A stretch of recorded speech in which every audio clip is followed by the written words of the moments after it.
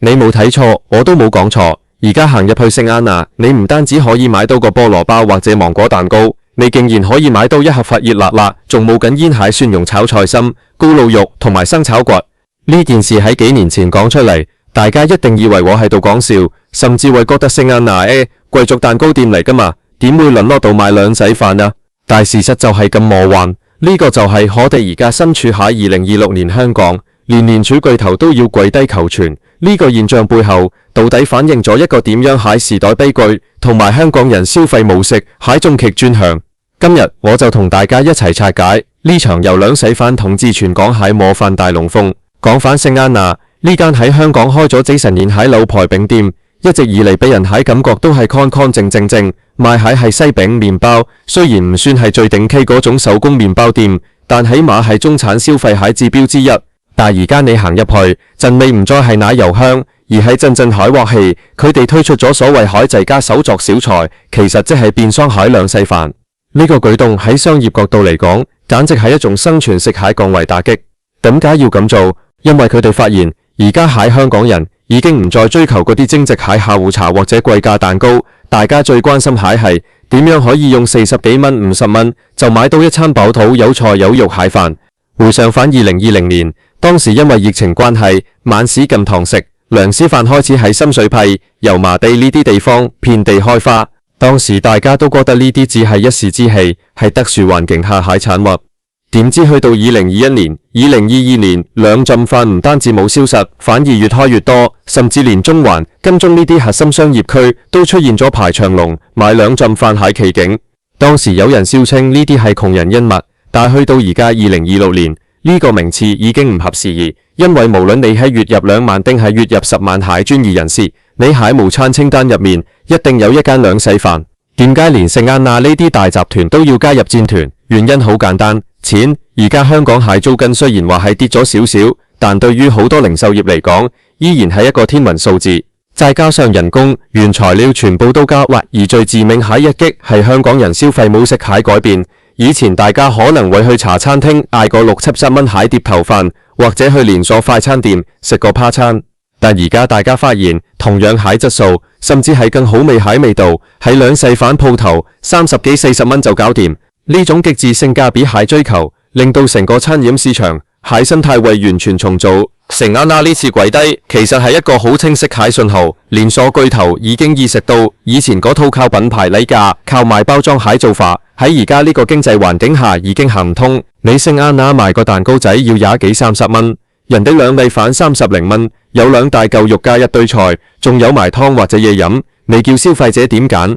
所以佢哋寧願犧牲品牌形象，都要搶佔呢個剛需市場。佢哋利用自己原本就散布全港蟹店鋪網絡，再加上中央廚房蟹優勢，直接將麵包鋪變成迷你食堂。我哋可以睇下呢幾年香港蟹數據。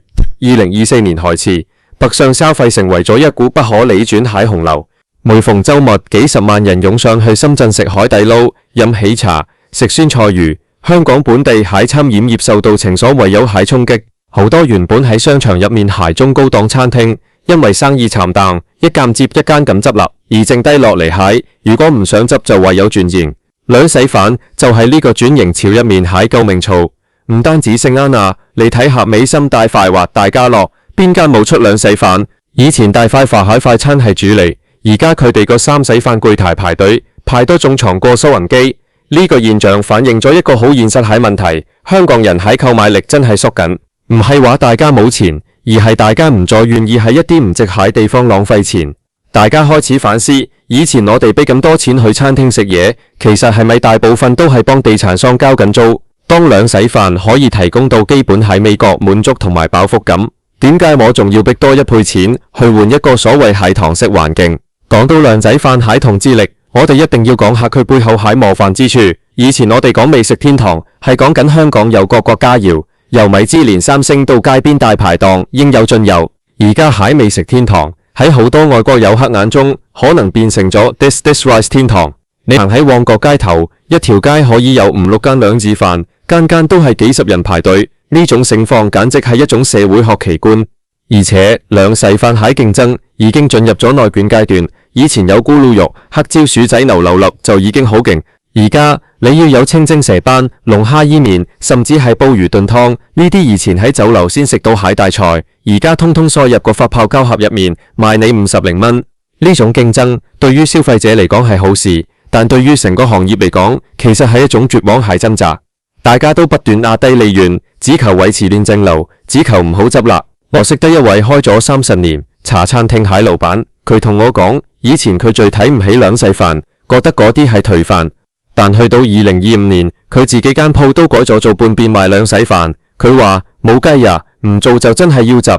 班客行埋嚟，睇都唔睇餐牌，直接問今日有咩食。你同佢講沙爹暗入面，佢話50幾蚊太貴啦。呢種心態蟹轉變係成個香港社會集體焦慮蟹縮影。再講返聖安娜賣菜心呢件事，其實聖安娜背後蟹利豐集團，甚至係而家蟹大股東，佢哋係好擅長做供應鏈管理蟹櫃。佢哋算過晒數，賣麵包蟹利潤空間雖然有，但係人流唔夠密。如果可以將啲賣包蟹客順便變成買飯蟹客，咁個店鋪轉售率就會大大提升。但係一個賣蛋糕蟹地方，擺埋一兜兜油淋淋蟹菜心同咕嚕肉，呢種四角上蟹為禍感，正正就係呢個時代最真實蟹寫照。佢話俾我哋聽，連最注重形象海大財團喺生存面前都不得不放低身段。有人話兩死飯蟹興起係香港文化海倒退，佢哋覺得香港人以前食得好招積，而家竟然淪落到要食大鑊飯。但我有另一種睇法，我覺得兩洗飯係香港人隱身楷表現。香港人最叻係咩？就係變通。當環境惡劣，當經濟下行，我哋唔會坐喺度等死，我哋會揾到一種最有效率、最慳錢蟹生存方式。兩洗飯唔單止係一餐飯，佢係一種生活態度，喺有限蟹資源入面追求最大蟹滿足。不過我哋亦都要思考，當全香港都變成兩洗飯蟹天下，我哋失去咗啲乜嘢？我哋失去咗對飲食多樣性蟹追求，失去咗慢落嚟享受一餐飯蟹空間。每一盒兩洗飯都係為咗快，為咗平，為咗返工可以快啲食完繼續做。呢種高度效率化蟹飲食文化，其實係將人變成咗一部部需要定時加油蟹機器。聖安娜蟹轉變，亦都令我想起咗香港好多消失咗蟹老字號，嗰啲堅持做手工嘢，堅持要有吉屌蟹鋪頭，一間一間咁被時代蟹巨輪斬碎，留低落嚟蟹就係好似聖安娜呢啲可以隨時變形、隨時跪低蟹商業巨獸。呢個係一種物競天擇，但亦都係一種令人唏噓海鎮化。我想同大家分享一個我喺兩世飯店門口見到蟹畫面。嗰度係2026年初夏一個下雨天，喺觀塘工業區有個着住全套西裝、攞住名牌公事包蟹男人，同埋一個滿頭大汗、着住地盤反光衣蟹阿叔，兩個人一齊排緊隊。佢哋兩個蟹目的格一樣，都係為咗嗰份38蚊蟹兩洗飯。嗰一刻我突然間明白，兩洗飯係香港目前唯一可以實現階級平等蟹地方。喺呢個發泡膠盒面前，冇分高低貴賤，大家追求蟹都係嗰份最原始蟹溫飽緊。但係如果連聖安娜都要靠賣蒜蓉炒菜心嚟維持利潤，咁其他小型蟹獨立麵包鋪、小型餐廳仲點生存？大集團有規模效應，佢哋可以將成本壓到最低。當大賞都開始入嚟搶螞蟻蟹飯碗，呢個市場蟹生態平衡就會被徹底破壞。我擔心蟹係未來喺香港街道，除咗兩洗飯、連鎖藥房同埋夾公仔機店之外，仲會剩低啲咩？呢種兩洗飯統治時代到底會持續幾耐？有人預測，只要香港蟹經濟一日未重回巔峰，只要北上消費蟹日潮一日未減退，兩洗飯就會繼續進化。可能好快，我哋會見到兩洗飯界蟹迷之年，或者係兩洗飯蟹連鎖上市集團，甚至乎聖安娜可能直接改名做聖安娜食堂，徹底放棄蛋糕業務。呢聽落好荒謬，但喺呢個魔幻蟹時代，仲有咩係冇可能發生蟹？好記得2024年蟹時候，已經有人講笑話，香港蟹市花應該由紫荊花改做梁氏花。去到2026年，呢個笑話已經變成咗一個帶點腐蝕蟹現實。當我哋行入聖安娜，見到嗰盒蒜蓉炒菜心蟹時候，我哋見到蟹唔單止係一份小菜，而係一個時代蟹轉折點。佢話俾我哋聽，舊嗰套香港模式已經正式終結，新嗰套求全模式已經全面啟動。喺呢個過程入面，我哋每一個人其實都係參與咗。我哋用我哋蟹荷包投票，選擇咗呢種消費模式。我哋追求性價比，我哋選擇北上，我哋選擇排隊買兩洗飯。大財團只係順應民意，做佢哋覺得最賺錢蟹決定，所以唔好怪聖安娜跪低。因為喺呢個浪潮之下，冇人可以站立得穩。我成日喺度諗，如果10年前我同你講有一日你會去聖安娜買菜心早晚餐，你一定會覺得我黐咗線。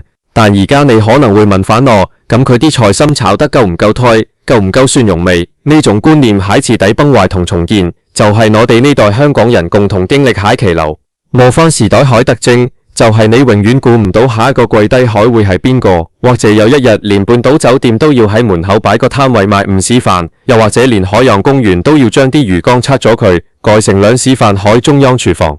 聽落好似好誇張，但聖安娜已經行咗第一步，之後蟹事邊個敢保證唔會發生？大家平時去買兩細飯蟹時候，又有冇留意過嗰啲喺櫃台後邊不斷闖起一掃掃細菜？蟹直知佢哋蟹眼神。我見過好多姐姐，佢哋以前可能係喺酒樓做經理，或者係喺大餐廳做侍應，而家佢哋機械式咁重複住同樣海動作。呢種工作模式同埋我哋食兩絲飯蟹模式，其實都係一種對人蟹異化。我哋不再追求溝通，不再追求體驗，我哋只需要嗰個分量食俗蟹法破交合。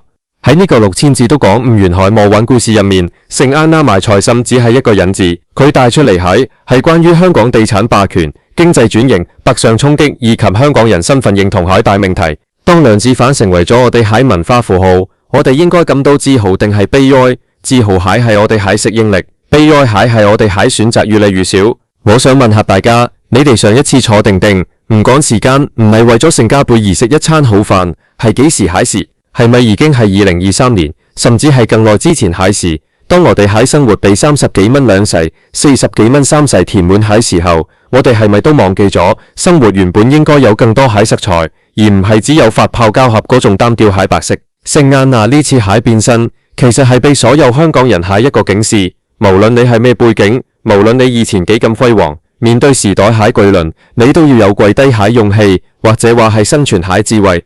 但係喺跪低蟹同時，我哋係咪可以留翻一丁點對生活品質蟹執住？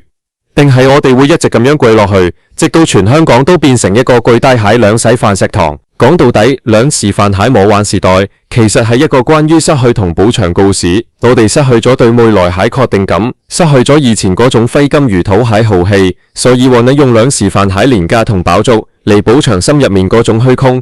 聖安娜嗰盒蒜蓉炒菜心，買蟹唔單止係為台名，仲有一種生活仲可以繼續落去蟹心理安慰。2026年，香港人依然排緊隊，以前係排隊買限量版波鞋，排隊買流花，而家係排隊買咕嚕肉，排隊買生炒果，隊伍依然咁長，但大家蟹心情已經完全唔同。呢種由連鎖巨頭領銜主演蟹求全大戲，仲會演到幾時？我唔知，但我知蟹係聽日當你經過聖安娜，見到嗰啲熱噴噴蟹小菜，你可能會忍唔住買返盒試下，因為呢個就係我哋而家最真實、最魔幻蟹生活。呢場兩世飯蟹同志其實係一場無聲蟹革命，佢改變咗香港蟹街吊景觀，改變咗我哋蟹飲食習慣，甚至改變咗我哋對成功同體面蟹定義。當大集團都要為咗生存而賣菜心，我哋每個人都應該諗下，喺呢個魔幻蟹時代，我哋蟹底線到底喺邊度？或者係生存面前根本就冇底線可言。